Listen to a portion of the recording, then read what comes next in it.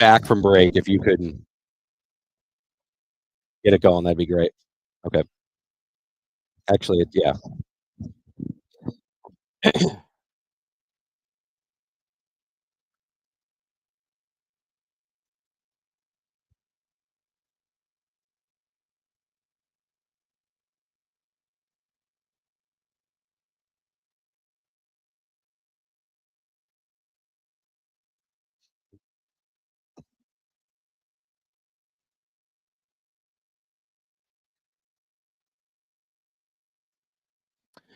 We welcome you back here to Niagara Falls Country Club. Brian Colzio, along with PGA Pro Jeff Meadis. Thanks to Kevin Sylvester, part of our Tee to Green team, for joining us last segment.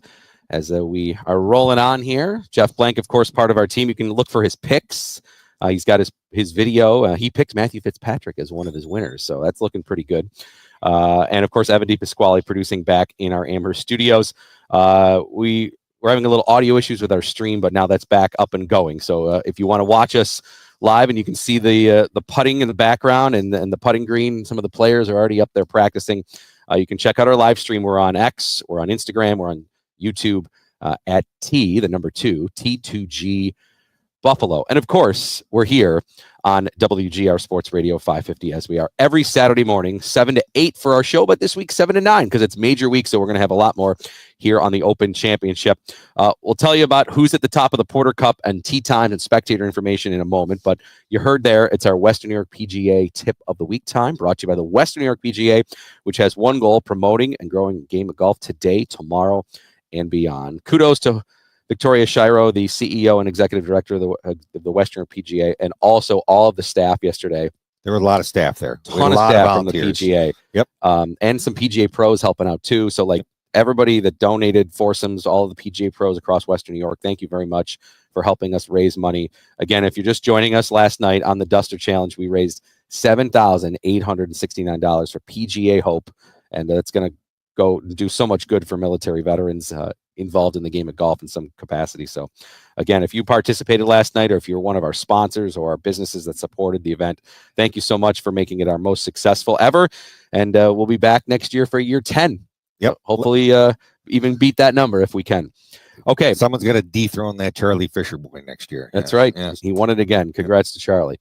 Okay, so we're going to see some good putting here today at Niagara Falls Country Club. These are some faster, slopier greens. In fact, if you talk to a lot of members here, maybe the most challenging part of this course isn't necessarily its length or how tight it is or anything. And I would say it's the green complexes. Would you agree with that? Yep. Yeah. I coach Niagara University. I've been out here 1,000 times. Yep. It is tough around the greens, and pace is important. And, tournament weeks, everybody, especially when clubs have their big tournaments, that's always when the greens are at their firmest and fastest, right? So it puts even more pressure on your putter when you get to these tournaments, and speed becomes super important. Speed control is the number one factor in putting. If you can't control your speed, you can't putt well. It's just the way it is. You need to do three things basically, right? You need to get your speed right, and you need to have the speed match the line you picked, and you need to read the green right. So if you can do those three things, I always say you don't have to be 6'4" and in the gym all day, every day to be the best putter in the world. Anybody can be the best putter in the world. It's a very simple program with putting. You just want to create a very solid, repeatable, simple machine. The thing I see the most with people putting is they move around too much. So I see lower bodies wiggle. Like if you watch a person and their knees are moving when they're putting, very difficult to be consistent. The other mistake I see a lot is where the handle ends up behind the ball or the club head at impact. So putters, they'll let the putter flick past their hands, and it's kind of it's not a very solid strike, and that means your putter is changing or adding loft also. Putters, I think they're designed to have 4 degrees of loft, so a little bit of forward press in there gets it down to 3 degrees of loft. Somewhere around there is the optimum, depending on your greens, etc., to get the ball rolling. You do need loft to get the ball rolling initially. Can you explain what forward press is for people that maybe aren't 100% sure what you're talking about with that? So when you putt, the best putters are never going to have their handle behind the club head. So your handle, the grip end of the club, should be slightly ahead of the putter, of the head at impact. So it's like you're dragging the putter through as opposed to pushing the putter head through. All good putters are either going to be 90 degrees straight up and down, or they'll have a little bit of forward press. You'll see it right before they hit the putt. Typically, there'll be a little bit of a forward press to create a trigger to get the ball started. Yeah, and that's the other thing. With putting, you need a routine and a trigger. What's going to make you start the putt? So once you're over the putt, you do the same thing all the time. I tap my putter on the ground lately a couple times just to take the tension out of my hands and make the putter feel light in my hands. Once I tap it twice, I go ahead and try to make the putt. Yeah, for me, just that, because obviously working with you all these years, Jeff, you've got me on routines and things like that. So for me, and it works. I take practice swings, line up my putter, but I'm doing it with my feet together. And then when I'm ready, I spread my feet apart. And then that's like my trigger of like, okay, I'm ready to putt. I'm ready to let it go. And you got to understand, putting's like every other shot. You need to hit it solid. You need to hit it on the center of the blade. You need to hit it properly. Nothing rolls like a golf ball, but if you don't strike it properly, it's not going to roll where you want it to roll. But simple drills, if you do drills, people don't do enough drills to try to get better. Every sport you compete in, right? You do a drill. You play hockey, you do skating drills. You play soccer, you do cone drills. Whatever it is, in golf, you should be doing drills too. We always talk, one of my favorites for getting the speed when you're at a new golf course is trying to lag putts to the collar, get it as close to the collar as you can without having to touch the collar. Yeah, because then you become completely engrossed in speed. Chalk lines are great for working on your line, and reading greens comes through experience and paying attention and watching your environment and watching everybody else's putts.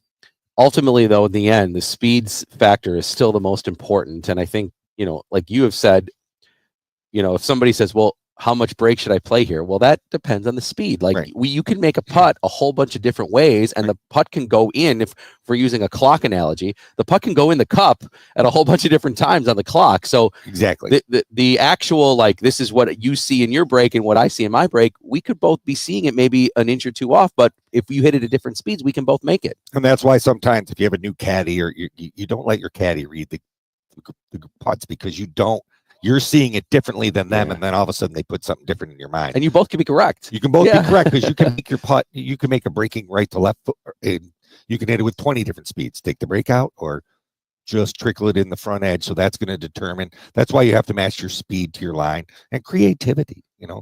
And confidence.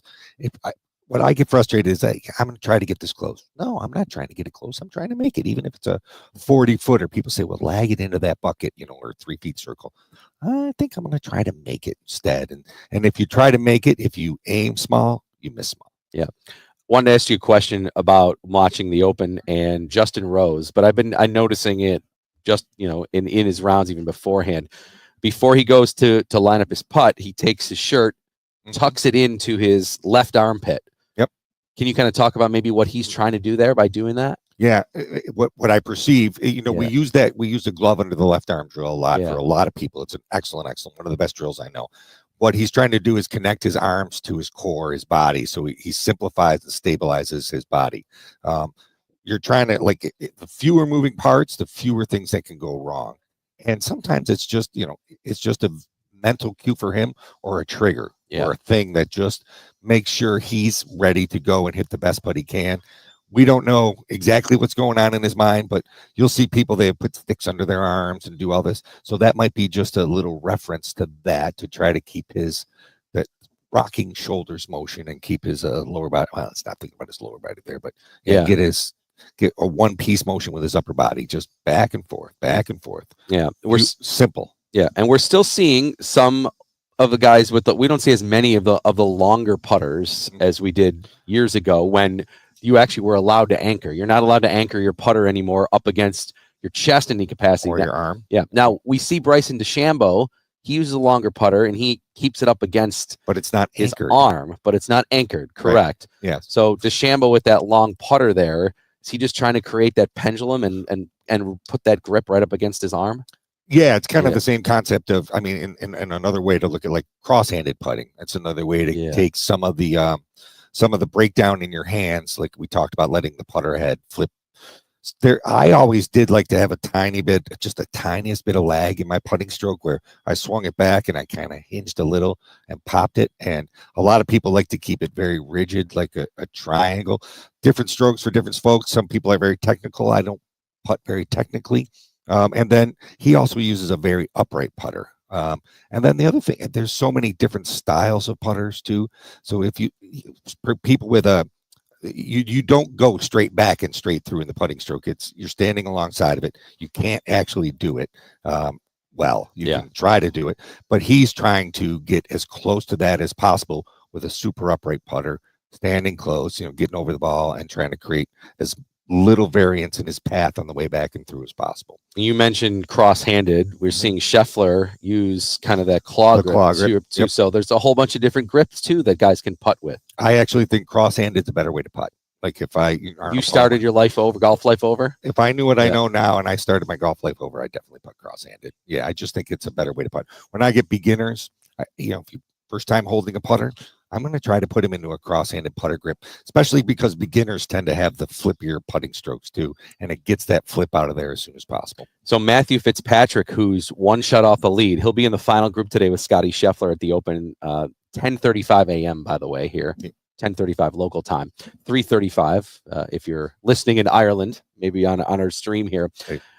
Yes, he does all of his chipping cross-handed. Yes, and and I know the announcers are saying like, wow, he pinches it so perfectly here. I've tried to do that like just on a practice. I'm very nervous about that, but I mean it works for him. He does a good job with it. I imagine there was a problem chipping at some point, and that was his way. He probably got the yips with his chipper or chipping at some point during his career and went to that. It's in the same vein though. He's trying to just keep that from breaking down or flipping at it or whatever he's got going on there. I remember watching him chip like that at the PGA, and it's just peculiar. You wouldn't want to mimic it, I don't think. Yep. All right, good stuff there on putting from Jeff. For those that are maybe coming up to watch the Porter Cup here today, the leaders for the men, Nikita Gubenko is the leader right now here at the Porter Cup, 5 under par. And the final threesome today, along with Blake Phillips and Kobe Carruthers, they are teeing off at 1:30. And again, it's free admission. We encourage you to come on up and watch some great golf today.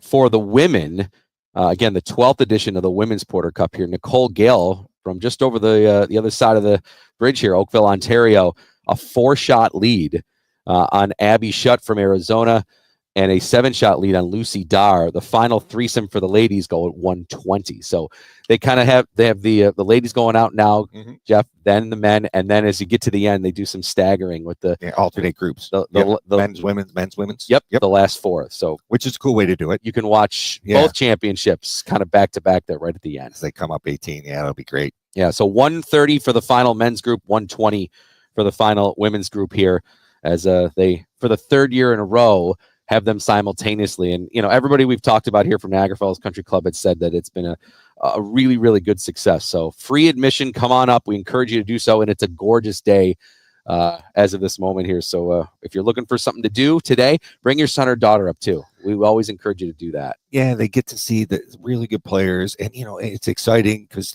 it's cool because all the different bags and and if you're a young woman, you can come see some really fine players, and there's some local players from our area that are competing and doing very well. So we like to see that too. Some of the players we talked about last week, some local players that, we were kind of profiling. Anthony Delisante from Sanborn, the New York State men's amateur champion. He tees off at 11:20 today. So that's somebody that, and I know, my Pendleton Creek friends, I know that we were up here watching Ryan Edholm play. Last year, he was the runner-up. Yep. He tees off at 9:30 this morning. So opportunity if you want to come and watch some of the local players. He's from Canisius. And Anthony finishing up at Valparaiso. Yep, this spring. They're worth watching. Yeah, and it's a beautiful day to come up here, and it's a beautiful place on the escarpment overlooking. It's just a gorgeous golf course. Billy Haynes, another local player from Elma, he's in contention right now. He tees off at 12:30. Haynes comes in today +2, and Garrett Rank. We know people may know him, NHL official. He's one of only 6 players that are under par. He's off in the second last men's group at 1:10. Bill Haynes can play golf, man. He always puts up good scores. Yeah. All right. PorterCup.com too, if you want to follow the live scoring.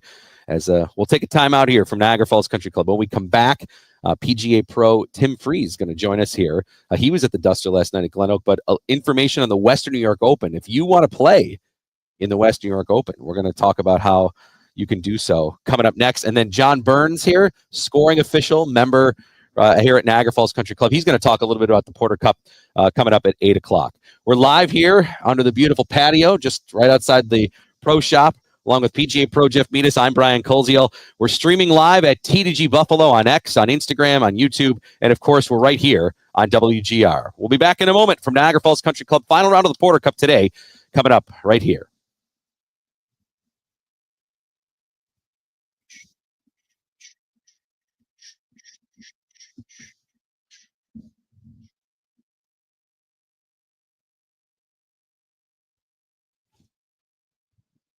Do you have that?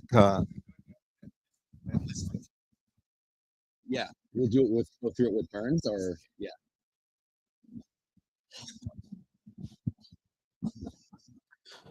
All right, let me call Tim.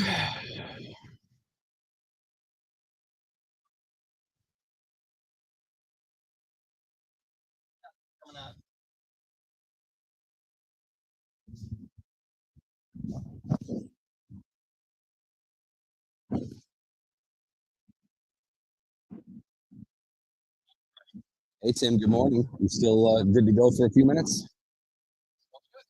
All right. Awesome. All right, I'll put you on hold, and after the break, we'll bring you right in. Awesome. Thanks.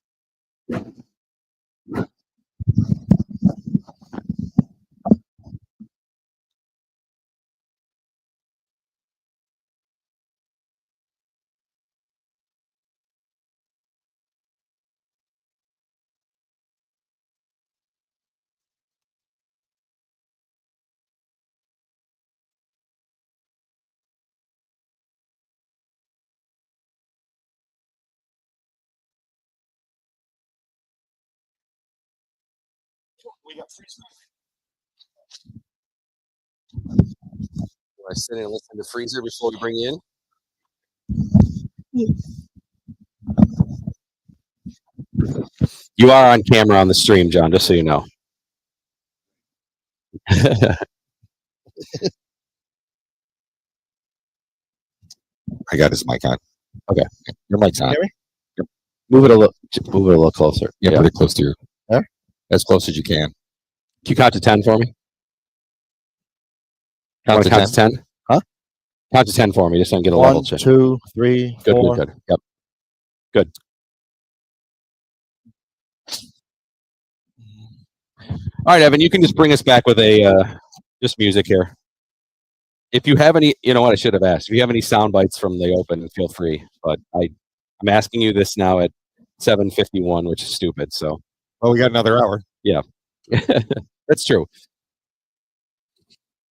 Yeah, if you can find any sound bites from like Scheffler or McIlroy or somebody for the second hour, that'd be great.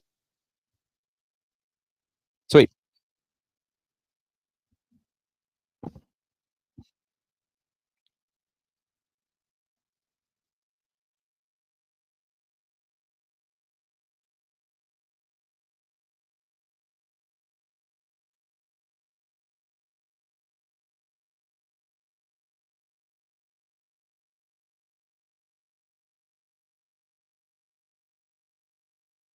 Gotcha, Evan. No problem. Got your text. You're all set.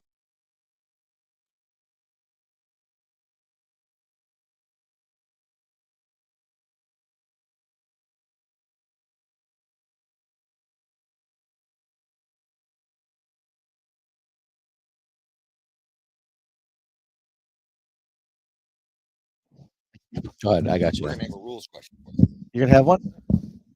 Can I answer it? I hope so. It's easy. Real easy.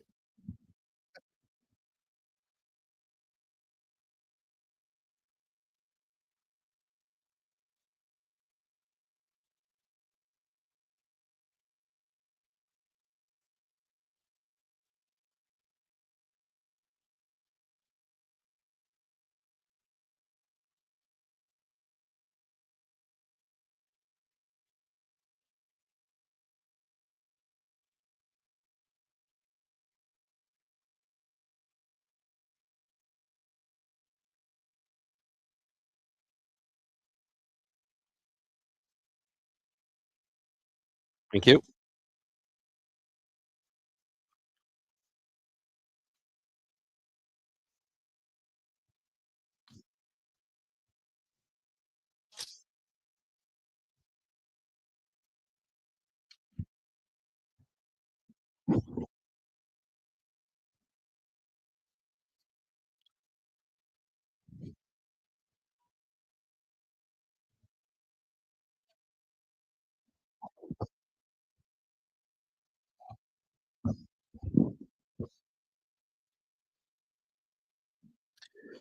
Welcome back here on WGR, Tee to Green, every Saturday morning at 7. We're with you for 2 hours this week because it's major week here on the PGA Tour, the Open Championship, where Scotty Scheffler's your leader.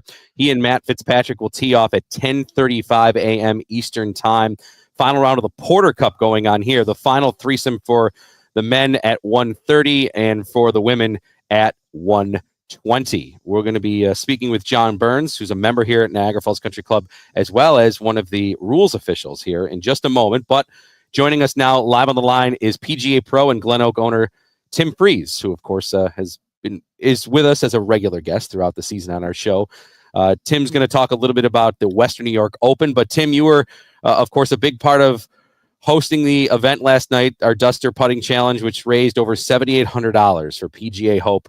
But I know we thanked you in person last night a whole bunch, but we're going to thank you on air one more time for allowing us to use your facility and your wonderful putting practice area where we could have that event and raise so much money for a great cause. And I know it's a cause that you obviously value too.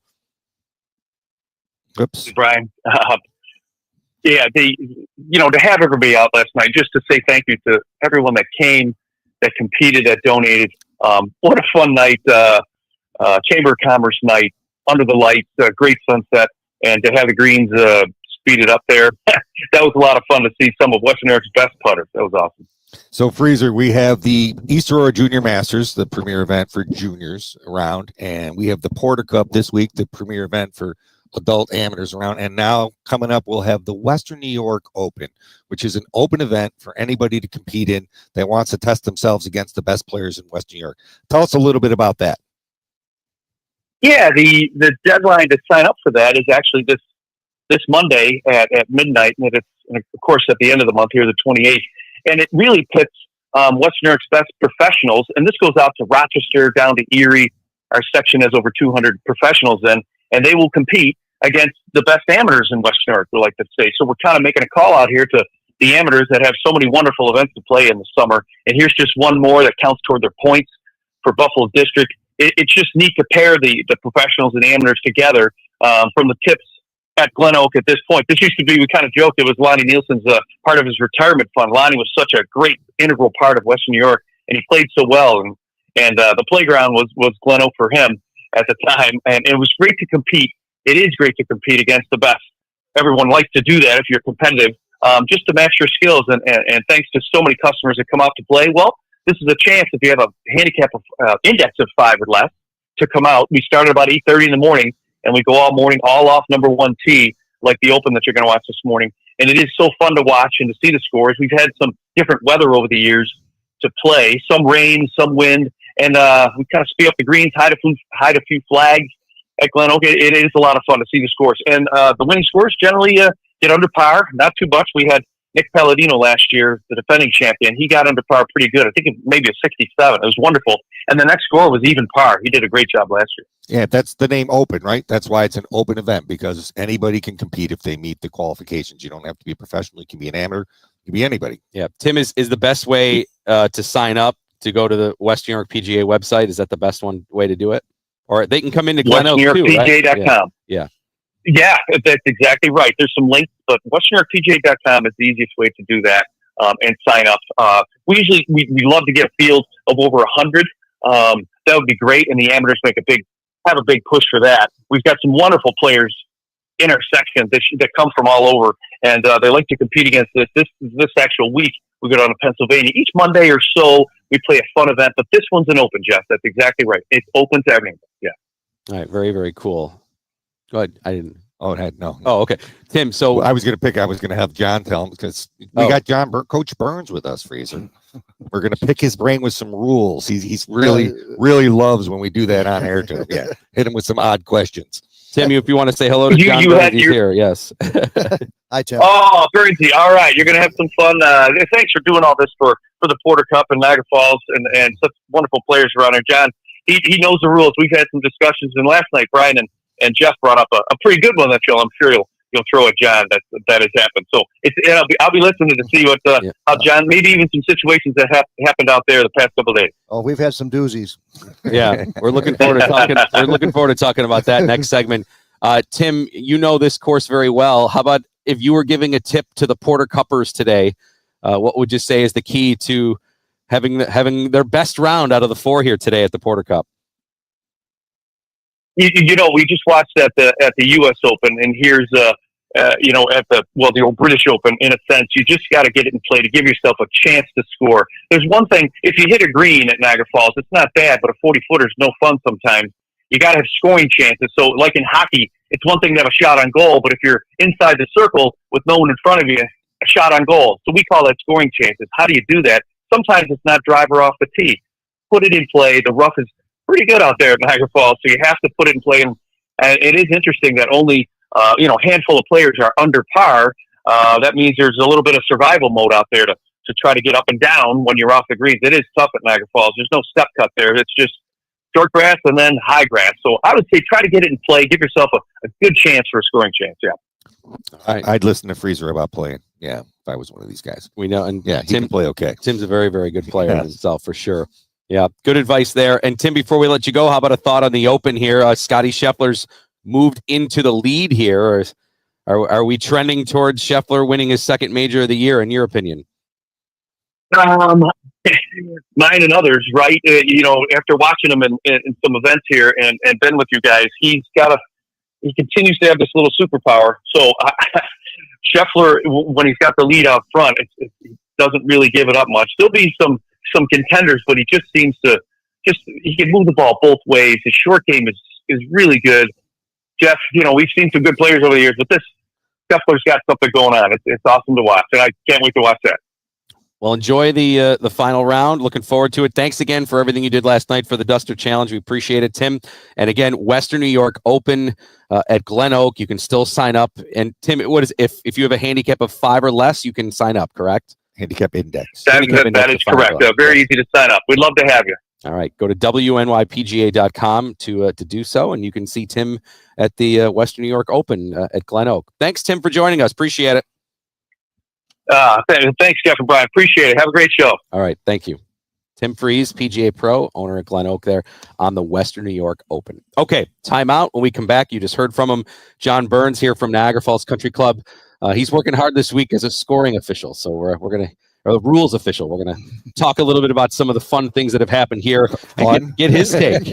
Is fun the word? What's happening at the Porter Cup as we roll on here into hour 2. Yeah, it's major championship week on the PGA Tour. So we go double the time, double the fun here on Tee to Green. We're live streaming on X, on Instagram, on YouTube at T2G Buffalo, and of course right here on WGR. With PGA Pro Jeff Meadis, I'm Brian Koziel. We'll be back hour 2 here as we're live at the final round of the Porter Cup up in Lewiston here at Niagara Falls Country Club on WGR.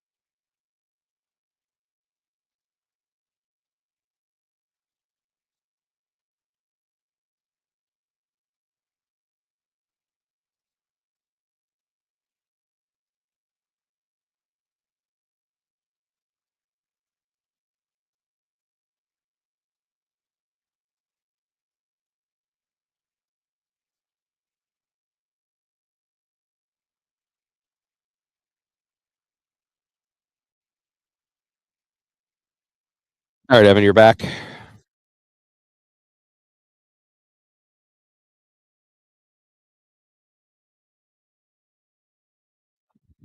All good.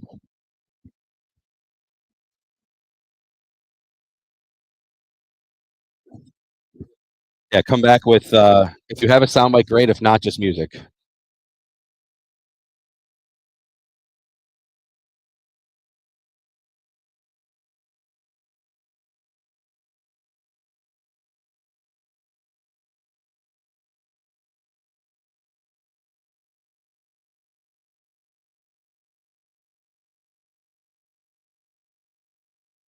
Yeah, I know it's a long one. I know.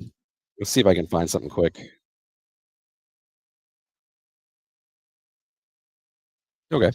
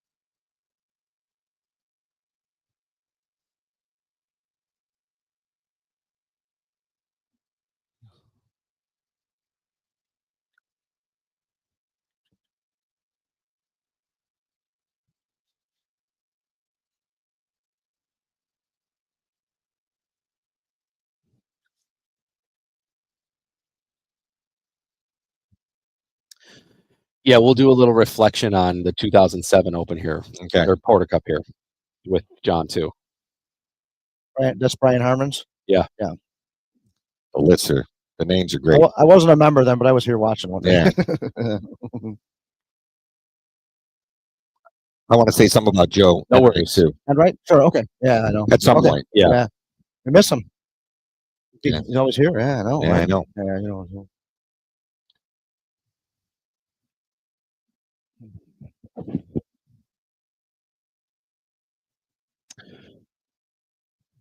8:05 is the time. We welcome you back here to beautiful Lewiston, New York, and Niagara Falls Country Club. Brian Koziel, PGA Pro Jeff Meadis. As we are into hour number 2, you can, of course, listen to us right here on WGR on the Odyssey app or on our live streams where you can see the beautiful backdrop, the putting green here, just as we are just outside the pro shop on the patio. And we're pleased to be joined now by Niagara Falls Country Club member and New York State Golf Association rules official, John Burns. John. Hi, Brian. Hi, Jeff. Good to see you again. Good to see you again. Yeah. We love having you on during Porter Cup week. Yeah. Thanks for making a few minutes for us this morning. Yeah, real quick, tell people what rules official. You're just not just you had to take a test. You have to pass a test to become a rules official, and that's not an easy test. No, you have to first of all usually attend some sort of a seminar for a couple of days or whatever, and then you do take a test. And you have to score a certain amount to be a rules official, and then there's a biannual review. You're supposed to be recertified every couple of years. Yep, yes. Okay. But the rules, there's a biannual review also. Yes. Right? Yes. Okay. Although we're still on the 23 for some reason. We didn't get a 25 change. Yeah, I don't know. Could be. Okay. But yeah, and we always need rules officials. That's what I was going to say. People, I know you guys are looking for if people want to be a rules official for golf, right? Yeah, I mean it's a great opportunity if you like the rules and like golf, and maybe you don't play as much anymore, but you want to stay involved with golf. The rules is a great way to go out to tournaments, watch some good golf, and be involved in a different sort of way. Yeah, you're out there with the players and you're engaged in the event. Yep. Yeah, and it's fun. Yeah, and the thing I always mention about making the rules, it's never you against the player. No, it's what is in the book, right? Yeah, we're trying to help them out. Right, you're always looking for a way to help first. Yes. What are your options? That's one of the ways you start. So as a rules official, you're walking up to a situation. What's the first thing you're doing? Well, you get waved over. I got a question. I just approach the player and say, hey, what's the story? How can I help you here? What's going on? Mm-hmm. Basically what I do. And then we go from there and try and make sense of whatever the situation is. And usually just refer back to the book or the exact verbiage of the rule, right? Yeah. I mean, we use the rules are our guideline and we do what we can. I mean, we're not making up rules as we go. Sometimes you get some strange situations that go a little wacky or out of order. Mm-hmm. Like well, okay, let's walk this backwards on what happened here. But and then you make if there's a gray area, it's an equity. The decision, is that the term they still use? Okay, yes, equity, exactly. And so, I mean, being a player myself and who've played tournaments, the equity part, I will err on the side of the player in most cases. You don't want to hurt the player. Yeah, I think a lot of times people are thinking, and they see these on TV now, and of course everything's on video, but they think the rules officials coming over to look for anything they can to deduct strokes when it's really not the case. No, in fact, a gentleman was watching yesterday. Yeah. He walked up. He said, "So what are you looking for? You're trying to find somebody cheating?" I go, "Well, no, no, not at all. No, I'm not. That's the last thing I want to find. I'm not a hockey or basketball official. No, I'm just, I'm just here to help." Yeah. And that word equity you said, ultimately, John, in the end here, you're here to help assist to make it as fair and equitable for every player, so that protect the field so that everybody can, so the right winner arises in the end, and everybody can play under the same conditions and rules and things like that. Right. Exactly what's going on. Yep. Yeah. Everybody's playing a level as far as the rules go. Everybody gets treated the same. Yep. Right. Absolutely. Yeah. All right. So have you gotten a chance to see the leader play at all this week? Yes, a little bit. Yeah, so that's Nikita Gubenko. Tell us a little bit about his game. He's obviously he's been in the lead all week now. He shot the 62 on Wednesday, which was impressive. He's playing out of George Mason, and then then we had this crazy wind day. We had heat melting day Wednesday. Then Thursday was the gusty wind day where the lowest score was -1, and then yesterday he played steady again, and he's still there at -5. So yeah, he's doing pretty good. Yeah, that's pretty good. And then there's two Australians right behind him. It's Blake Phillips and Colby Carruthers. Yes, they're both there. Blake's -3 and Colby's -2, and then there's a group at -1, including Garrett Rank, the NHL official. So I think that's kind of the group. That's 6 there. We'll be watching to see who wins. Yeah, 130 for the last group on the men's side, 120 for the last group on the women's side here. And the wind on Thursday, I was here Wednesday and then following the scoring on Thursday, and I was like, oh, everybody's struggling today. But the wind, how tough was it? It was brutal. I mean, you would see them go to their bag, then they go back to the bag for another club. They'd be looking at the flag, then the flag would go a different direction. It kind of swirls around off the gorge here. So we're up on the escarpment here too, so you get some unpredictable winds. And it was blowing 20 miles an hour all day with gusts close to 30. So I thought it was stronger than that even. That little golf ball, those things. We were lucky the ball wasn't moving on the greens though, so we didn't have to deal with that. Yeah, that would be a rule. That's tough. Yeah. Yes. Now, we were talking earlier and kind of, almost laughing at it, but we probably shouldn't, that day one, Rory McIlroy's group at the Open with Justin Thomas and Tommy Fleetwood played in just under 6 hours. It was like 5:56, I believe, was the time. Right. Everybody wants to play like the pros. We all love watching the pros. A lot of people listening right now, they're going to be watching the Open today. The LPGA Tour this year has been riddled with, I think, negative press about how slow players are even getting on each other publicly through the media about, well, that wasn't me out there kind of thing, Right.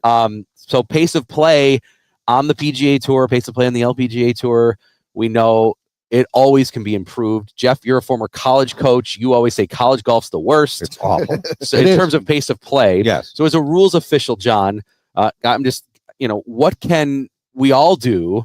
And what would you encourage even these players today to do? Or if you were talking to the PGA Tour or the LPGA Tour, like to maybe still play within the rules, but like what can we do just as a goal here to help improve pace of play? You're a longtime high school coach too. We know, you and I got a chance to coach high school together here a few seasons. Pace of play is something that we're always talking about, especially, with players that are learning to play. And I apologize for being long-winded here. That's good. We had so many people too that took up the game during COVID, which is great. All three of us, we love people that are excited about playing golf because we want to share in the joy together. But pace of play, there's some things that we probably all need to work on just as golf is a global community here. I think, I'll take the term in a second. I mean, really just be ready. I mean, that's a simple thing, but just be ready. Like you see it all the time. If you got guys in carts, right, and they go to the one ball, then they go to the other ball. No, just drop the guy off and go to your ball. Or grab 2-3 clubs. Right, whatever. And rangefinder and go. Right, and just be ready. So like here, we have a pace of play chart. They're supposed to hit times along the way. We were a little more lenient with the windy day because it was just a hard day to play. Yeah. Yesterday we came in pretty close to on time at the end. We're allowing 4:25, basically is the time for them to come in. They came in pretty close to that. The ladies were the last groups, and they came in just about 4:25 yesterday. It was close to 5 hours on windy day. Yeah. But and we have a pace of play person at hole 3, 6, 9 to tell them, hey, you're overtime, or hey, you're out of position. At the end of the day, if it's bad, we will warn them. And then after the warning, if they can't catch up or get back on pace, then we put them on the clock. And the clock is 50 seconds for the first guy to hit once he arrives his ball, and then 40 seconds for each player. 1 stroke penalty, the first offense, 2 second, third, you're DQ'd.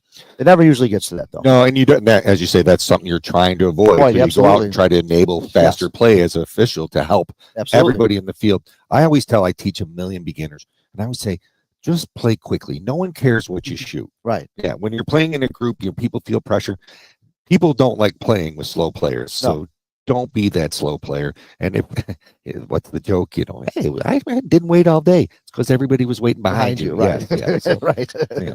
So I had a question from a friend of mine that said, he goes, when we're playing, he was playing at Sheridan Park, and he said, we're in a foursome and we're waiting for the foursome in front of us, and this single comes up behind us. Mhm. He's like, are we obligated to let them through? Singles don't have standing on the Well, golf course, technically. in 2017, in the first part of the rule book, there was a gray section that said that singles can be considered a group. And if there is room to allow them to go through, you should allow them to go through. So that got changed in 2017? Yes. Okay. So if you're a single, now, the single has no place to go. There's 7 foursomes in front of him. Yeah. He's stuck there. Yeah. Right. But and you got to be aware too, if you're a single and you're going out at a time when it's busy, like 8 a.m. on a weekend. Right. Just Usually, be aware of that. Most places are going to pair you up probably with somebody, right? Yeah. But it does happen. Like you get there and nobody, or 2 people you're supposed to be with don't show. Yeah.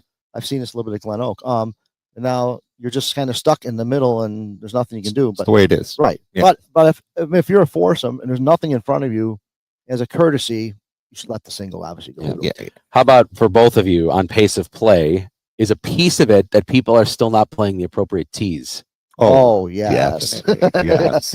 You guys both were, that was an easy one, huh? Yeah. Plus, golf's way more fun from closer tees. Rob usually Glen Oak says it best. He says, "Do you have a problem playing a more forward tee and shooting lower scores?" Yeah. Who doesn't want to? Like, why? I've used started here at the Blues. Now I'm playing blue whites, which are fun. But that's what I play. I don't like playing the back. I'm getting older. Right. I don't hit it as far as Oh, right. Yeah. And I want to hit irons in. Yeah. Right. I want to make birdies and have birdie putts. And there's a group here of seniors. We play the white tees, and I score pretty good from the white tees. It's like I guess why you have more fun. Yeah, you have a ton of fun. Yeah, tee it forward. We've been doing that for years and years, trying to push people forward. You can always go back, but you have more fun when you go forward. Well, you think about it. You listen to him on TV. Oh, he's got 160 yards. He's chipping a gap wedge in. Like, well, that's all they're playing. Right. Right. Honestly. I know a lot of guys hitting hybrid from there. Right. Exactly. So it's harder. That's right. John Burns joining us here, Niagara Falls Country Club member and New York State Golf Association rules official. So I know you got a couple of interesting situations you've had this week. We always love hearing them. So you want to start off with your first story? Ones are the hard ones. Yeah. So we've had a couple. 2 days ago, the John Hiller from Duke University hits his ball. The New York State runner-up in the amateur last week to Anthony Del Sante. Yep. Hits his ball, and it hits the cart path and bounces right in the basket of the back of a spectator's cart, right in there. Yeah. Of course, he comes up and I say, "Hey, Cooper Flag couldn't hit that, basket." But anyways, so he. I get it. Funny. Good job. Yeah. So anyway, I go. It's pretty simple. The card is considered a outside influence, right? Outside agency or influence? Outside agency, right? Yep. Influence, whatever. So you just take the ball, the cart, move the cart, and just drop it. Mm-hmm. No penalty, nothing like that. But if he drops it on the path, then he follows the dropping of the. Yeah. You don't just immediately. Luckily, this guy's cart wasn't on the path. Okay, but if he was on the path, yes, then you start over. You start from the drop on the path, and then go from there. Yes, correct. Next, we had a young lady hit it on the bridge on 15 crossing, and stayed on it. Stayed on the bridge, yeah. I told her I was impressive to keep it. But that is impressive. Yeah. That round golf ball on that concrete bridge. Jeez. So I said the problem is, see those red lines? You're actually in the penalty area. You're in the water. So because the margins of the hazard go straight up to the sky. Yep. Exactly. Yep. So she could have played it off the bridge. She had that option, but she chose to take the 2 club lengths. That was the option, the easiest option, to go off the bridge, no closer to the hole, and play her third shot with the 1 penalty stroke. She could go all the way back to the tee, another option, or she could have gone back on the line, but that would have put her in some trees and stuff. So typically with the rule of golf, there's procedures to follow. Yeah. Like you start with A, then B, and you work through the sequences to get to the ruling. Yep. Yesterday we had a young man. he was next to the green, and his opponent, not his opponent, his fellow competitor, kicked the ball accidentally in the rough, like several feet away. And so in that case, we had to recreate the lie. That's not a drop. That's recreate the lie. That's a place. Yep. We just recreate the lie in place. We titled the same lie. And so that was easy too. Then I get this call for the 14th hole on Thursday. A young man hits his ball right on 14, and it drops off amongst the trees and into the rough.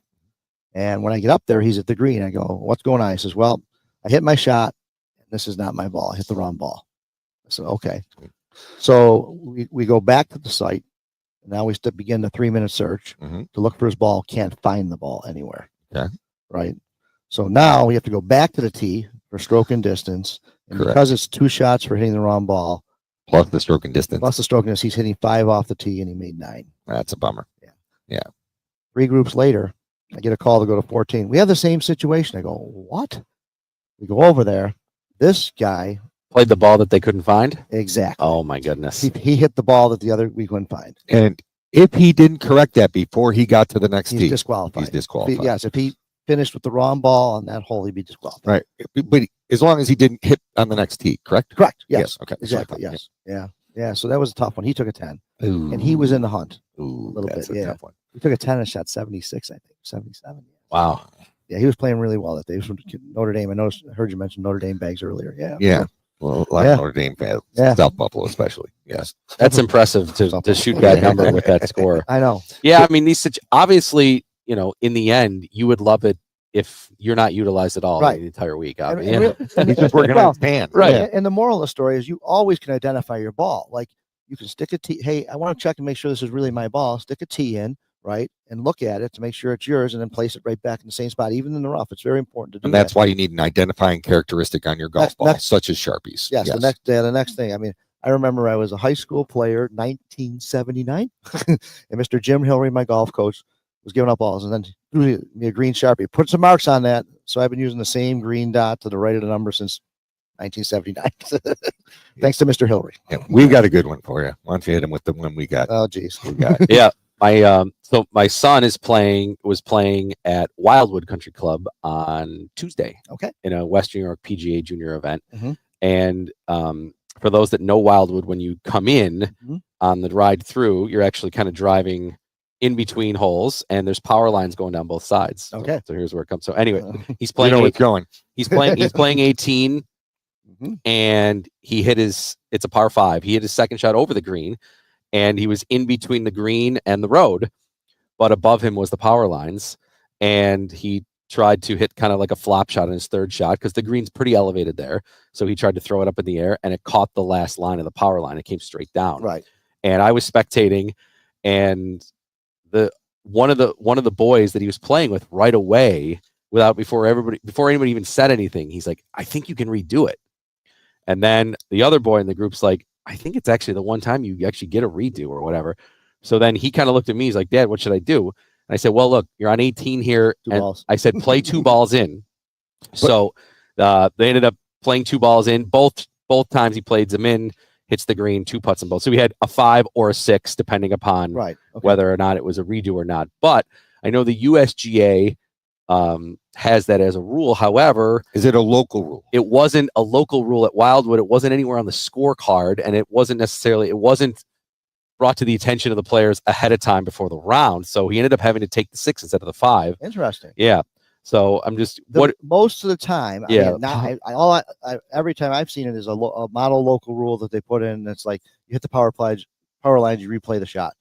You used to have that at Cornell at the state high school. But if it's not on the hard card, then is it? Should it have been on the scorecard? It should be on the hard card. That's just not fair, right? Yeah. That's the equity thing. That should have been on the. I mean, that should be a rule at that golf course for sure. But if it's not, then that's the way it is, right? That's the way it is. Yeah. Okay. Yep. Yeah. I don't believe the USGA has it as a rule in their normal rules. I think it's a model local rule. Yeah, there's a lot of situations. There's a lot of model local rules out there. Right. Yeah. I mean, just things flower beds. Typically, well, that's one thing I wanted to ask you about, because around tee boxes, where maybe like, hey, if I overshot a green and I go near the next tee box and I end up in a flower bed, like, should I just whack away there, or like, what do I do in a situation like that? Well, we have flower bed here in several spots, and we have it in the local rules, and it's basically model local rules. They go to a drop zone, mandatory drop zones. So Yeah. With or without a penalty on that? No penalty. No penalty. No Okay. penalty. No penalty. Yeah, because it's a no play zone. So they couldn't play it if they were in there anyways. So that's right. We have one on 15. So yeah, I mean, there's a lot of. We have one. I mean, people don't realize we have one model local rule that says, if you're a participant, you can't caddy like a friend later in the round. Like you played early and went out and caddied. I thought that was I didn't know that was a local rule. That's a model local rule. Okay. Yeah. So somebody just played the golf course. It's a huge advantage, right? Exactly, and that's hence the spirit of the rule. Because hey, I just played this. I had this putt. Right. Yeah, I watched all these putts before. Yeah, right. Yeah. That's an advantage for that player that he shouldn't get. Yes, he or she. Yeah. Okay. Yeah, it's all good stuff. Yeah. Yeah. So today, final round again. The men at 1:30 and the women at 1:20 for the final threesomes that'll be going out here today to try to win that trophy that's sitting over on that first tee. The play is already underway now. Yep. So it's a perfect look. There's not a sky. It's like so perfect. Bluebird day. Are we supposed to have perfect weather all day? Yeah, that's great. That's what I heard. Good. Hope you're right. I think there's rain late tonight or something. I heard. Yeah. John, if anybody wants to maybe think about learning what might it take to be a rules official, where would they go? Who would they contact? Go to the nysga.org website and they'll see a thing called rules or volunteer. And just click on that and it'll take you through the steps. Yep. And the USGA has some really good videos. Oh, they have great videos. Great video. And videos are a great way to learn. Oh, I think the videos they have a whole, if you go on, you can actually take I think it's a 20-hour video course. Mm-hmm. It covers 95%. It's so much easier for people to see the situation, like nearest point of leaf, how what that means to drop, or all that. And the rules changed in the last few years with the semicircles. It's a little easier, yes, but I mean, we're not dropping from behind our shoulder. I still do that. The knee drop, I feel silly doing. Yes. Yeah, so I mean, you can, but those videos are great. Those are free. USGA. There's a 20-hour course. I think you pay $25 for, but there's all these free videos, covers all the major things. If you're a competitor in an event like this, this is something you want to be proficient at. You want to know the rules because they can help you. Because what if you're not there, right? Or you're in your college event, and not everybody's an actual rules official. So sometimes I've had to call the USGA to make rulings before because I couldn't find it in the book, and I knew my rules pretty well. But if you're a player or competitor, you should know the basic rules. Right. I mean, I got called and dropping. Because the kid's ball was touching the out of bounds line. I said, well, you're in bounds then. Yeah. You got to be all the way on the line or over the line. Yeah. But he wasn't sure, so just those little things. Yeah. Yep. Makes it easier to speed things along too. John, before we let you go, we're going to take a little trip down memory lane. We're going to go back to the 2007 Porter Cup. The reason Brian Harmon is in contention, obviously, at the Open Championship. Yep. He's in the second last group today. He's 2 behind Scotty Scheffler. Harmon blew away the field that year. Minus 22. Marty, is that still the record? 22 under? Yes, it is. Yeah. All right. So Harmon's, and that was quite a field. Yeah. So that's what I was going to see here. Listen to all these names in that tournament. So Harmon wins with the scoring record here: 64, 63, 66, 65, minus 22. That's good. That's good. That's really good. That's why he's on tour. Yeah. And he's got he's a former Open champ now too. So he's got a chance to maybe win his second Open this weekend. Right. Pace of play. We just talked about that. His waggles. The British media are having fun with that, by the way. Yeah. It's painful. It's painful to watch. It is a little painful. I would like him to have a few less waggles. Not quite Sergio, but painful. Yes. So he obviously he wins by 9. Second place, Chris Kirk, who's won multiple times on the PGA Tour. Third place, Billy Horschel. Yeah. And he's a Florida guy. Yeah. And we should mention Ryan Hart's here. Yep. The son of Dudley Hart. Yep. Dudley's caddy for Ryan. Yep. Is Dudley caddy? Yep. That's a good caddy to have. Yeah. Florida, very good college program. One of the best in the country, year after year. Yep. Yeah. We know Horschel's played on the Ryder Cup. Obviously, he's won many times too. Also tied for third, Jason Kokrak, who's also a multi-time PGA Tour winner. So that's just your top 4 right there. One name who finished 5th, who you'll recognize, is Justin Regier. That was the son of then GM of the Buffalo Sabres, Darcy Regier. He had a really good round that year, if I remember correct. He went low on one of his rounds, 62 in round 2. Yep. All right. Tied for 9th in this event is Dustin Johnson, who's heard of him. Multiple majors. Yes. For sure, including, Masters win and a U.S. Open win at Oakmont. So let's go down just a little bit here to 17th. Colt Knost. Yeah. PGA Tour player who now we hear on the CBS broadcast. USAM Pub Links winner, I think, the same year. Wasn't that him? Yeah. Big fella. Yeah. Also tied for 17th with Colt Knost, major winner, U.S. Open winner, Gary Woodland. Yeah. Good dude too. Yeah. Another good win. And what a nice story. He's come back after having the brain surgery yeah. and is starting to kind of get his game back for sure. All right, tied for 26th. Here's another big name, Ricky Fowler. Yeah, Ricky played here, yes. Ryder Cupper, President's Cupper, multiple-time winner. He was 26th that year. Continuing here, let's find another major winner, tied for 35th that year. Webb Simpson. He won the 2012 U.S. Open at Olympic Club that year. He is on this list. A name, he didn't have as good of a career maybe as his father, but Kevin Tway. Yep. As the tour. Bob Tway there. He also was tied for 35th in that tournament. A Mickelson participation. Tim Mickelson played in this tournament for many years. When he was the coach, Yeah, the coach at Arizona State. Yep. One of them. He finished tied for 53rd. Kevin Chappell, who's also won on the PGA Tour, was 53rd and in that event that week. So what a week it was that year, 2007. You just don't know. The Porter Cup. Yeah, the Porter Cups had bigger names. Tiger Woods has played. We mentioned last week on the show he had a hole-in-one. Phil Mickelson has won it. In terms of the depth of the field, I mean, is that probably Marty, would you say the best? Yeah, Marty Schimmel, by the way. I know he's off mic. That was probably the best, really deepest field in terms of like what has happened post Porter Cup. Justin Thomas, Jason Day. I mean, all these guys have sort of come through here. Brooks Koepka. Scheffler. There's a picture of him over there. I mean, they're all. Yeah, that's cool. The pictures in the how young they are, right? Yeah, and all the kids. You don't really know who's going to be that person. Denny McCarthy's our last winner, who's kind of up on the leaderboards these days. An outstanding putter. Yeah, it's great.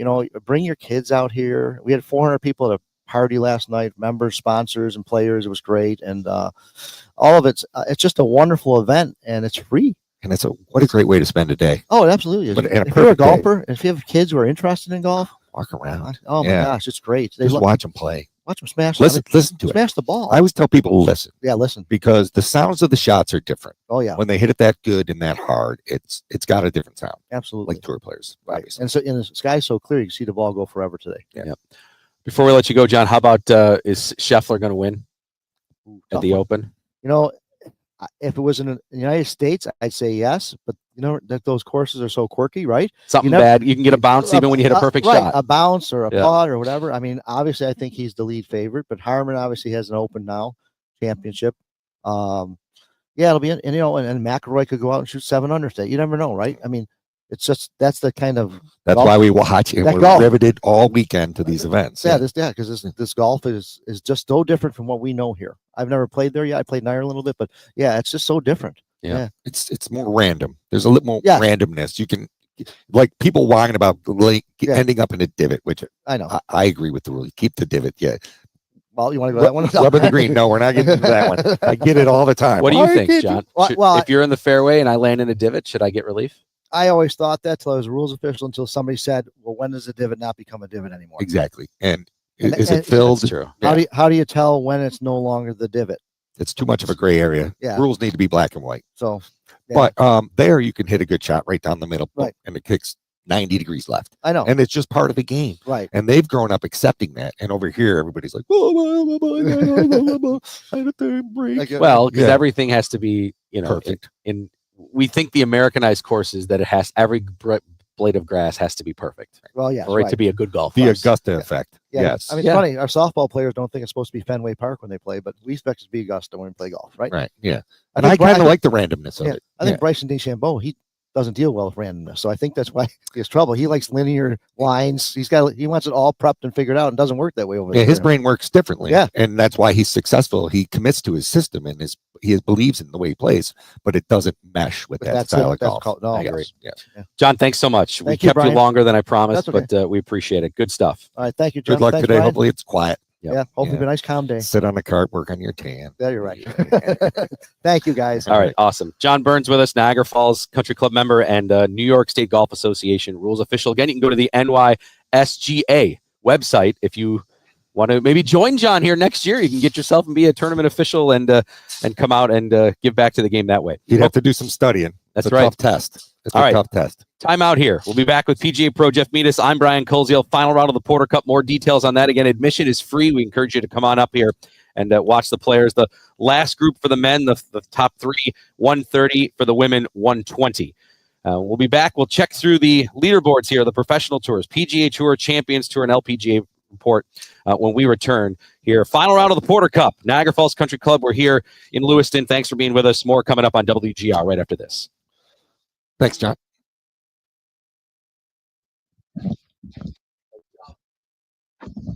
Yeah. Amazing. Yes. Yeah, I agree. There's so much double-digit names that have had PGA Tour success.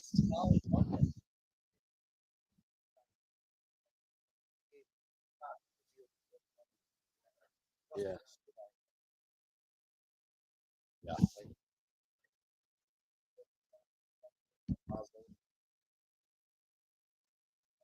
Champions here. Thanks. If you don't have one, you can say what you can say is Champions Tour player Padraig Harrington. He hit the opening tee shot here because he's an Irishman. He hit the opening tee shot. He didn't make the cut, but yeah. But that can kind of be, yeah, yeah. For him to win by 9, my goodness. And I mean, Kirk shooting 13 under, a lot of years is winning, right? And he had no chance. Yeah. Horschel was 12 under. He could, I mean, that could win a lot of years too.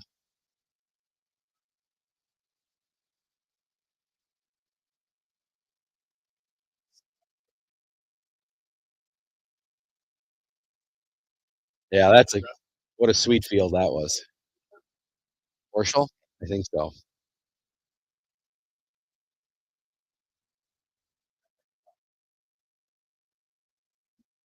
Horschel? Cool.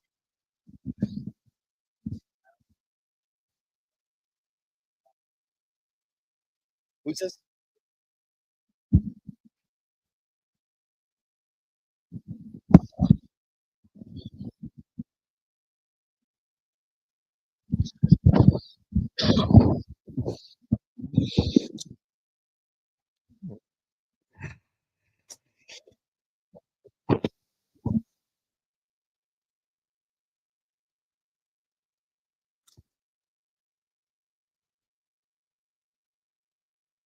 That was a good segment.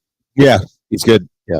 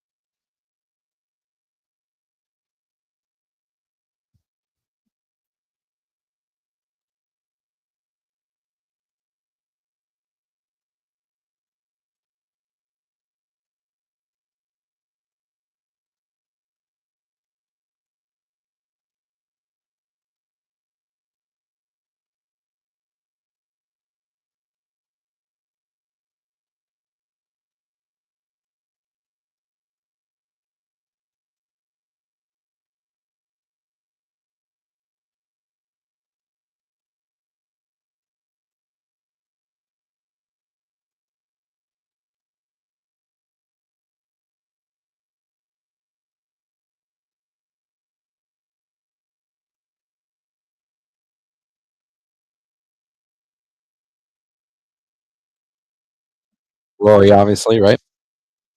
Thank you.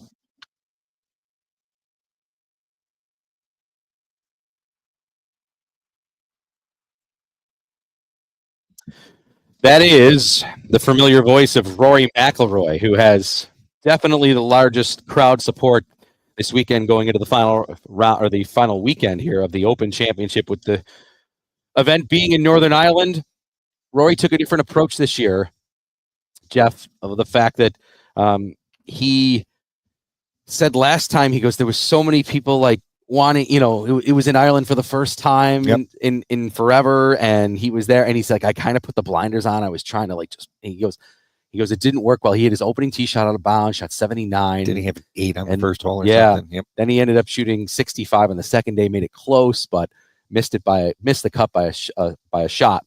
And that's like Lowry won, right? Yeah. Yep. He said this year, he goes, look, he goes, a lot of people here that have supported me forever are here to try to, push me to win this week, or just to be here to support and cheer me on. And he goes, I'm going to try to embrace that a lot more this time around. And he obviously has gotten off to a much better start here. He's 3 under par, and he's tied for 13th. though, I mean, he's, we said that the task is tall here to try to run down Scheffler, but in terms of just the tournament McIlroy's having here, a much better performance than what it was back in 2019. And I wonder if it correlates because he did seem off kilter for a while on tour, and he wasn't going to media after his rounds, and he was doing stuff that seemed out of character for him. And now he seemed to be embracing. I heard he signed autographs for like hours after a round for kids, and enjoying. He's back home. He's Ireland's it's hero. I got to imagine he's one of the top athletes to come out in many, many years. And if you're having fun, you play better. If you're enjoying the experience, you play better. If you're dreading being out there, or if you're frustrated by everything, it's very, very tough to play well. Yeah, I mean, golf is so hard. It is. Even when you are playing great, you can get, as we said, you can get a bad bounce or something, quirky can happen. So why not try to be in the best positive mindset you can? Well, what do you think, Scotty? He's in a positive mindset, and that's confidence too, right? Once it's funny how the confidence helps you find the good in the shot, and when you're not confident, you find the bad in the shot, and it all kind of rots at you after a while. Yeah, I mean, we talk about it so much about mentally, like where you need to be successful in golf. It's such an enjoyable activity game, that we so much enjoy. And it can be frustrating because we all want to get better. Ultimately, in the end, Jeff, that's a big reason I know why you're a PGA pro. You want to help people get better. Yep. But there can be frustration. I'm sure you've had lessons, or people are come back and giving you feedback of like, I'm trying to get better. I'm trying to work on this. And it's, they, at least initially, it might not be instant success. So they get frustrated, or you're on the golf course and you're playing like a special course, or it's a special day with people or an event, and you want to just play so well because it's such an exciting place to be at, or maybe you've saved up and you have this golf trip, and you're about to play this course that maybe you feel like, hey, this is one of the best courses I've ever played, and you kind of get extra amped up, and then sometimes that doesn't help. Yeah. So it's expectations, right? If you stick to that's why we talk about process and stuff. And that's why I like to call myself a coach, not an instructor, because I do get people, like sometimes you get a person in front of you and like you feel the angst, and they're trying so hard that you have to kind of distract them or get them just thinking in a different direction so they can find a pathway to improvement. And that's part of it. That's why every tour player has a psychologist on their team. They're all going to see sports psychologists. Very few aren't.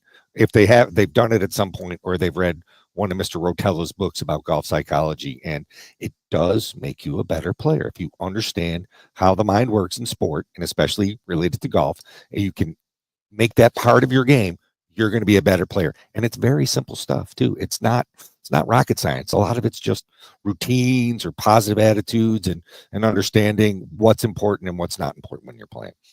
So how about Terrell Hatton? He's played great. Mm-hmm. He's 5 under par. He's tied for 5th. Mm-hmm. We know he pretty much just says out loud what he's thinking all the time, right? Especially when he's upset, or he thinks he got a bad break, or he doesn't like the way the ball rolled on the green. But I think that's him. What do you think about? Yeah. When people ask me about that, what I point out is, but notice when he's over the next shot. So part of a pre-shot and a golf shot routine is debriefing after the shot, acceptance of the shot. So you hit a bad shot, you can get mad for a second, but you have to accept you hit it there, and you have to be as focused on that shot as you can. It never affects the next shot. Like, he might get mad, but it's not making him play worse. How many people do you play with where, first of all, it's no fun to play with an angry golfer. No one wants to play with an angry player. And that person, once they start getting angry, they're not going to play better. Getting angry does not make you play better. Being mad or disappointed at yourself may make you refocus, but being angry and slamming clubs, that never ever helps you play well. Yeah, no, I agree. I think it's tough. Plus you want to comport yourself like a lady or a gentleman out there. You don't be that person. Yeah. All right, couple of things here on Scheffler. All right, in terms of what he might be doing, let's start with Scheffler here. Over the last 30 years, if we go into the weekend, mm-hmm. Scheffler has the best weekend scoring average of any player in the last 30 years, even over Woods over the last 30 years. Where? When he's had a 36-hole lead or a lead in a tournament, he's averaging 68.5 in terms of his rounds. Anytime he's had a lead. In the majors or every event? Every event. Okay, over the last 30 impressive. Years. Yep. So, in other words, I guess what this stat tells me is when Scheffler has the lead, he knows how to close. Right? Yeah. That's kind of what that would say, that stat right there, for sure. And to bring that up, like Tiger, he always waited for the other guy to make the mistake too. Jack Nicklaus always waited for the other person to make the mistake. Keep yourself in play, give yourself birdie putts, especially in the majors. If you can hit fairways and hit greens and just keep grinding out pars, a lot of times the other players will make the mistakes and you just end up winning by consistency. If Scheffler goes on to win, okay, there are 3 other players that have won a Masters, a PGA Championship, and an Open before the age of 30. You just mentioned one of them. Yep. Nicholas. You can probably guess the other one. Tiger. Yep. And there's one more who's a very good player, Gary Player. Okay. So, yeah, if Scheffler goes on to win, you will, for those that have won a Masters, a PGA, and an Open before age 30, it would be Jack, Tiger, Gary Player, and Scotty Scheffler. Now, I'm always amazed that he's not 30 yet. Like, just watching how he comports himself, how he plays, how mature he seems to be. Yes. He just seems like an older soul, and he's not even 30. Nope. He's got a lot of golf ahead of him. And you would say, what number would you say is golf prime age? Is between 30, is around 30 the number? Is 35 the number? Is in between 30 and 35 the number? I want to say like 28 to 38. Yeah. That's a big window. Yeah, it's a big window and Scotty for golf. Yeah. just entering that window. He is. That's what maybe is scary. Yeah. But then you listen to him talk and you wonder, well, he can continue to compete, because it takes a lot to compete at that level, and you really have to want it to do that kind of work, to stay at the highest level. I always say they're Olympic athletes, basically, the way they train, the way they eat, the way they work on their game, the amount of time they spent. They all have a team. It's a grind. Whatever you think, it's the greatest lifestyle in the world, I'm sure, but it's still not easy. Yep. He had 8 birdies yesterday. That ties a career high in any major championship round. And the 64 is the actual lowest number score that he's had in a major. Yeah. And he's won. If he wins, next summer would be the U.S. Open, and then he'd have the Slam. Yes. If he holds on this week, he'd have 3 of the 4, because he got the PGA earlier in the year.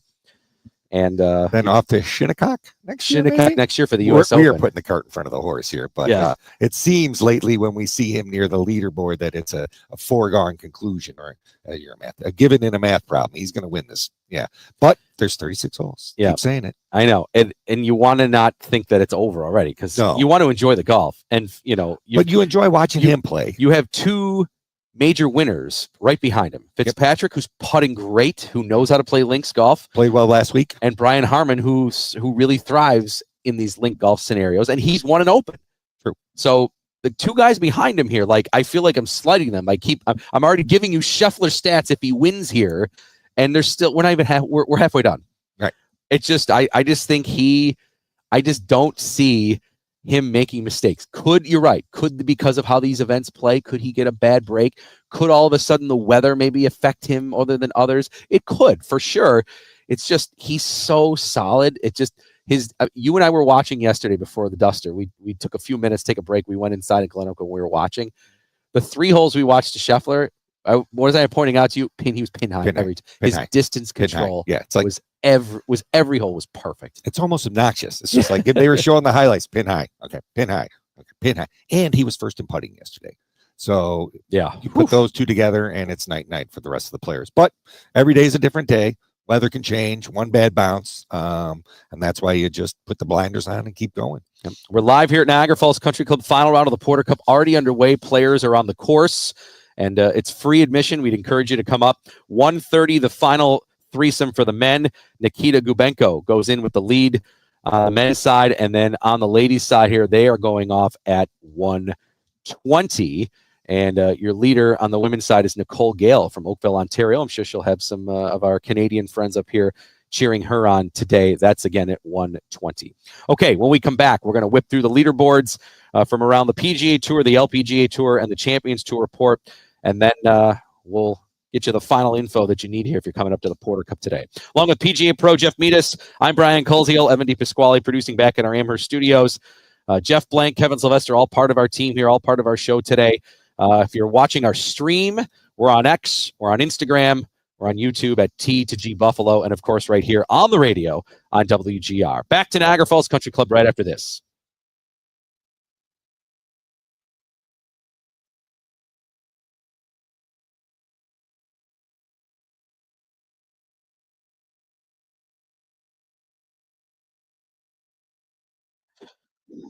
right.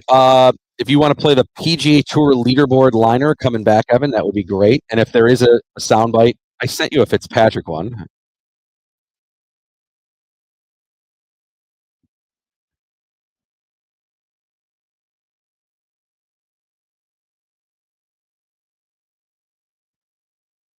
Perfect. Awesome. What do we have a harder out because it's 9 here?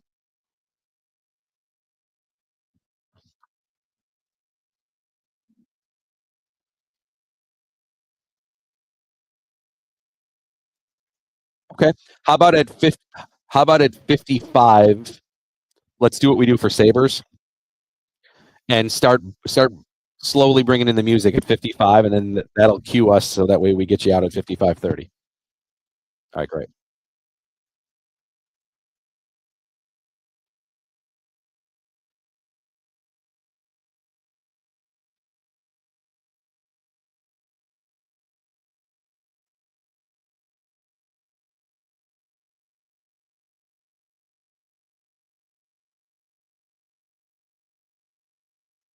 Got it.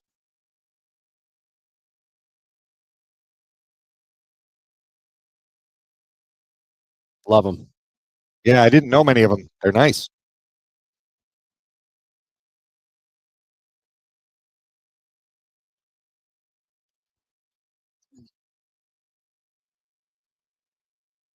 Thanks.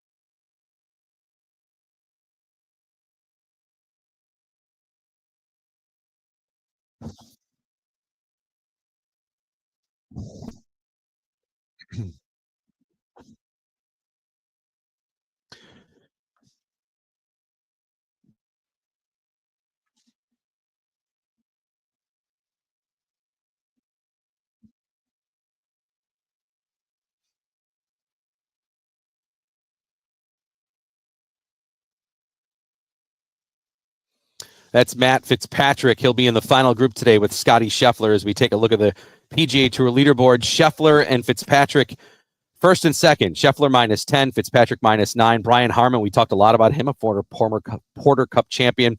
He and Haotong Li are at -8. They're in the second last group.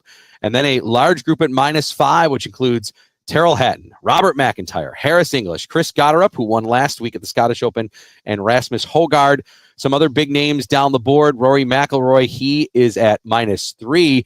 Bryson DeChambeau having a good start to his day today. He's 3 under par in his round. He's moved all the way up to 23rd. He is at -2. And made the cut. And the Champions Tour report is brought to you by Donald Ross Sportswear, your hometown premium golf apparel company. Find us in your local pro shop or online at donaldross.com. Last week was the Dix Open at Enjoy down in the Southern Tier, and it was by Stephen Allen. But the cool thing was Padraig Harrington hit the first tee shot off the tee at the Open this week, and he's Ireland's native, and he didn't make the cut, but good to see him out there. Harrington said it was an early wake-up call, but he said he was so excited to do it. He said he had different nerves than he ever had before, that he was honored to have that opening shot to start the Open on Thursday morning. Yeah, cool way to do it. Yeah, cool for them. Yes, and we go to the LPGA report now, brought to you by Puma Golf Shoes, which I love wearing on the golf course.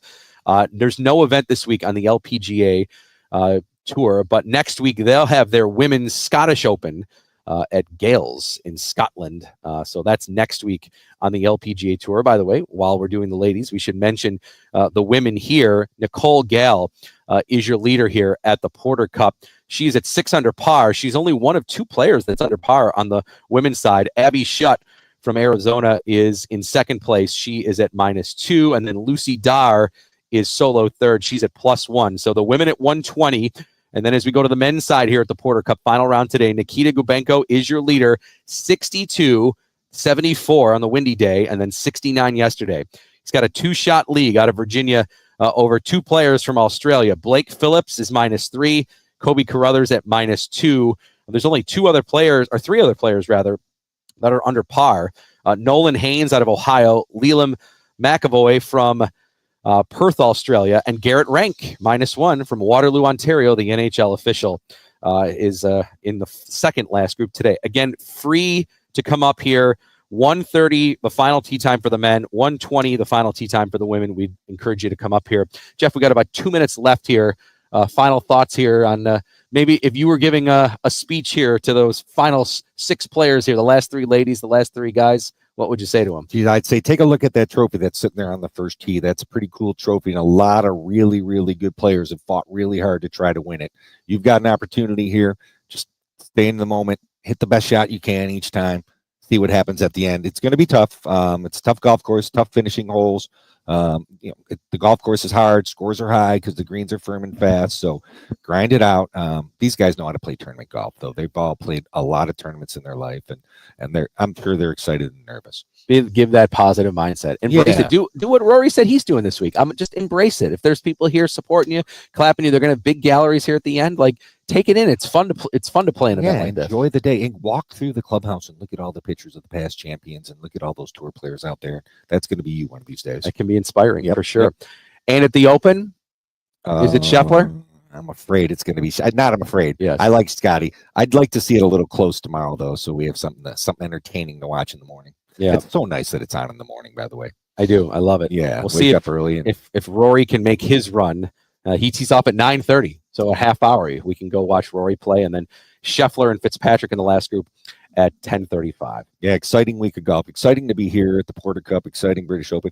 Exciting to have the Duster Challenge last night, and excited for the Western New York Open. Yeah, a lot of good stuff with golf going on right now. It's the best time for golf here in Western New York. That'll wrap things up here from Niagara Falls Country Club. I want to thank Marty Schimmel, the media chairman, for setting us up with everything. John Burns, the rules official and Niagara Falls member, here for joining us.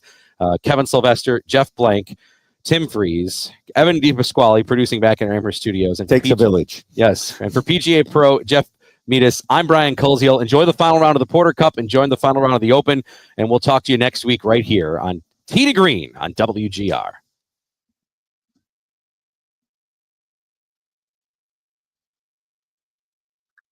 Stream, thanks for watching.